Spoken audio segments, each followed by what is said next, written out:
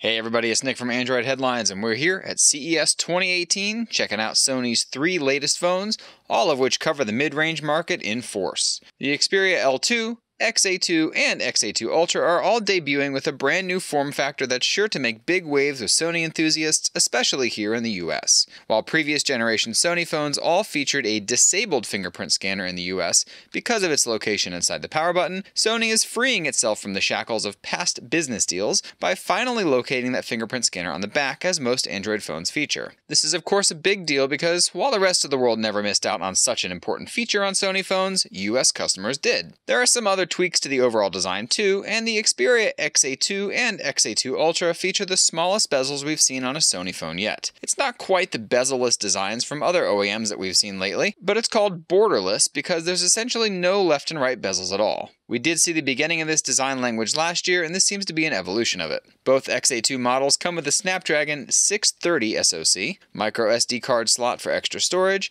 a USB Type-C port, and Android 8.0 Oreo out of the box. Both phones feature that borderless screen design with a 1080p resolution, but the smaller XA2 features a 5.2-inch screen, while the larger sports a huge 6-inch screen. You'll find the camera is different on both, and in a way that's likely not going to make lovers of smaller phones very happy. Both feature the same 8-megapixel front-facing shooter, but the larger Ultra features a secondary front-facing camera as well for portrait mode shots. The 16-megapixel camera on the back is also optically stabilized on the Ultra, while it looks like Sony has cut the option on the smaller XA2. The XA2 features 3 gigs of RAM and 32 gigs of storage, while the XA2 Ultra upgrades that to 4 gigs of RAM with the option of either 32 gigs or 64 gigs of storage. Lastly, of course, because of the size difference, Sony was able to squeeze a slightly larger battery inside the XA2 Ultra, 3580 mAh as opposed to the 3300 mAh in the smaller XA2. Sony is selling both sizes in a ton of different colors with an exclusive color for each size. The Xperia L2 is Sony's more entry-level spec handset, but it doesn't feel like much of a downgrade in many ways.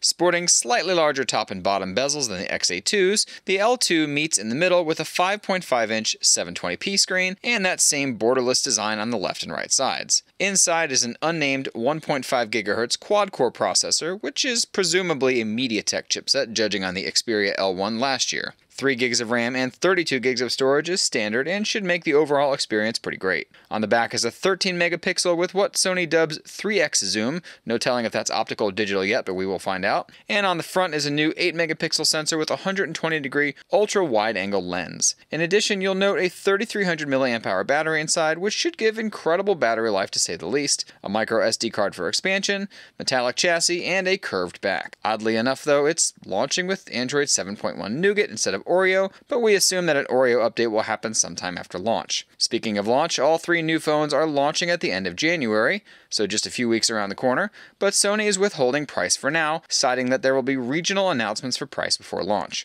Check out our other CES 2018 coverage here on YouTube and AndroidHeadlines.com, and don't forget to check out AndroidHeadlines.com for 24/7 tech news daily. Thanks for watching, and until next time.